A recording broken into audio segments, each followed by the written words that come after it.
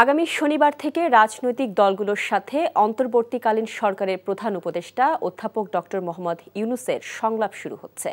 প্রধান উপদেষ্টার প্রেস সচিব শফিকুল আলম আজ সংবাদ সম্মেলনে একথা জানান।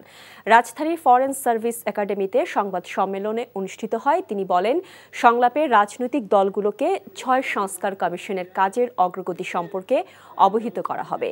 তার সাথে আইন শৃঙ্খলা বিষয়েও আলোচনা করা হবে। এসব বিষয়ে রাজনৈতিক দলগুলোর পরামর্শ নেওয়া হবে বলে উল্লেখ করেন প্রেস সচিব। এ সময় অন্তর্বর্তী সরকারের নানা পদক্ষেপের সমালোচনা প্রসঙ্গে তিনি বলেন, বিপ্লবের পর যে সরকার গঠন হয়েছে তা জনগণের সরকার, তাই যা সিদ্ধান্ত নেওয়া হচ্ছে তা জনগণেরই সিদ্ধান্ত।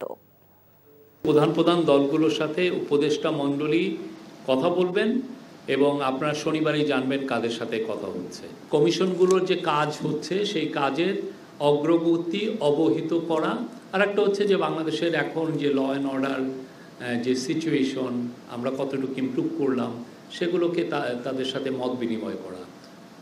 আর আপনি আবারও বলি, এই ডায়ালগটা হচ্ছে একটা চলমান প্রক্রিয়া। এর আগেও 2 দফা হয়েছে।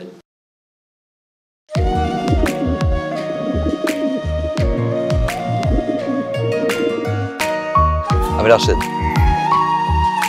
আমি সুফিয়া। আপনার পোষা কবুতর, আপনার মায়া এখনো ছাড়তে পারেনি, এই জন্য উড়ে চলে আসছে। মায়া হচ্ছে ম্যাজিকের মতো, একবার মায়া বললে সহজে ভোলা যায় না। তুমি কি পাগল? আমি পাগল তো। সুফিয়া,